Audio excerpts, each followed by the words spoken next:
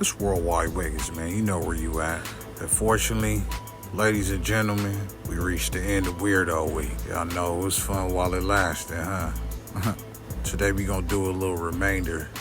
You know what I'm saying? We got some unfinished business as to why the Center Park Bloods and the Weirdo Gangster Bloods fell out. There's some counterparts missing.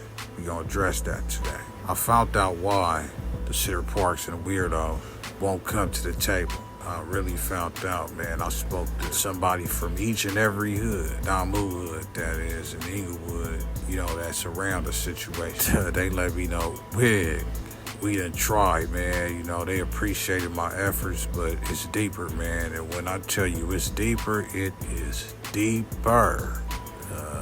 I wish I could tell you, man, but you really from the streets, man. You know how that goes. So they appreciate my videos, man, but unfortunately this is gonna be my last time speaking on this type of situation and what they got going. So enjoy it, savor it. But I really hope, like, at the end of the day, sooner than later, you guys find a way to squash it, man, because it's possible.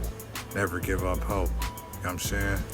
But like I said, before we start, I'm accepting donations, man, this whole month, man. You know, I would appreciate it, bro. You know what I'm saying? I got big things coming up, a big interview. If you appreciate this show, you appreciate this channel, go on and do what you can. Send a little something, bro. It's worth it, bro.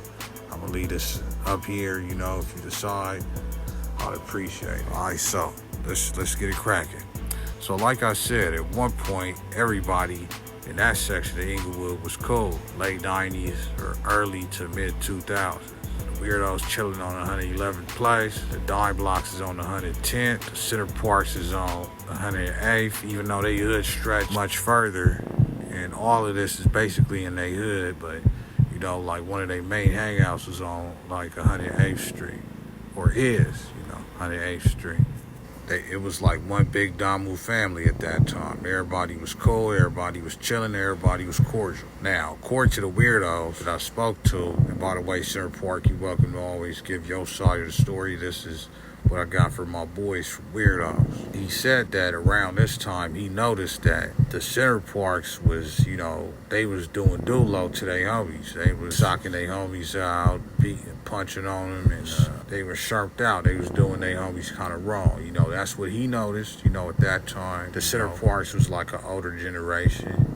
And he said at one point, you know, the Weirdos became like that next new young thing coming up out of Inglewood. Besides the Dime Blocks, Weirdos, remember, they came from that PTSD era, so they had that scene, that prep scene in them, so they kind of still had that prep in them, young fly soldiers at the same time. They had new young thing coming up out of Inglewood. But he didn't say this disrespectfully, you know, nothing but respect, so keep that fair. He mentioned that the Center Parks, I don't want to use the word animosity, but that area is the Center Parks hood. So if you got a new hood, you know, a new clique, which the Center Parks, even though they was an official blood hood, the Center Parks look at the Weirdos as a clique in their eyes.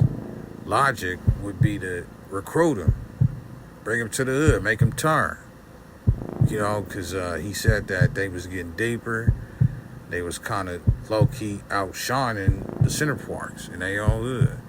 So how it works in LA is, before youngins join the actual gang, they might join some cliques, like I told you with Hershey B. You got the YTA, or just different PTSD crews that people join before becoming actual members. But Weirdos was already established bloods, but Center Parks was like, turn, we gonna make y'all turn, y'all gotta turn the hood. For whatever reason, they wanted them to turn, but Weirdos said, nah, we Weirdos, we got our own motion over here. They decided not to turn. And by the way, this coincides with what Spud told me in the first interview. I believe this to be accurate. When they decided not to turn, this sparked a little tension, but at the same time, they were still kind of cool. I did pretty good with that last friendships and fallouts. But what a lot of people don't know is, even though I mentioned that they fell out, you know, when they had that rumble over in 2009, they had a falling out before this. You know, they had a female, I won't say, you know what I'm saying, it was over a female, but that was the second tension kind of that I brought up with the female. Before that actual incident, they had a female, you know, that was kind of going back and forth. You know how itches do. These ninjas said that, them ninjas said that. They said y'all ain't on nothing, y'all ain't moving nothing. And you know how the pillow talk go back and forth. So word got around, and you know how that go. And this actually happened before the incident I mentioned with the rumble at that house in 2009. Alright, so following that, then you know the park rumble, when they decided to sit down and just line it up like Big Y and other, you know, level-headed dudes tried to squash the beef, but you know they got drew down on, they got bust on, weirdos got clapped. But also, shout out to my boy from IF, you know, my boy from CM. They both told me big homies from both they hoods tried to sit the weirdos in the center parts down like 3 times after that 2009 run, you know, but it just didn't go through. And I found out why, like I said, that they not sit down, but it's really graphic, you know what I'm saying, and people done lost their life, and I heard the real story, bro, but I just can't say it on here, you feel me? When you from the streets, you know, there's the YouTuber in me, you know, the journalist in me, but it's the street in me at the same time. I can't just say anything on here, you know, I'm starting to feeling funny. It's not how I get in. Anyway, that's my last time, you know what I'm saying, trying to bring the peace. Just like the Don Moose told me, man, from IF and CM, you just Lil Wiggins, man. You can't squash this, because they want this, that, you feel me? They ain't gonna never stop. I found the real reason, though. I'm telling you, it's crazy. But, yeah, this concludes Weirdo Week. This the end. Now, I got more. I got some more weirdo stories, but you better hit that Cash App. Nah, I ain't gonna blackmail you like that, but if you guys want some more weirdo stories, you're gonna have to drop a comment and let me know, because I got much more crazy ones too. If you like the one with the back and forth with the MAGs, I got stuff when they was going at it with another blood, you feel me? But, you know, let me know if you want that. I just don't want to drop it, you feel me? But go look on my other channel. You're going to see that video I dropped with the Chinese dude for Center Park Bloods versus the MAG, my boy Gator.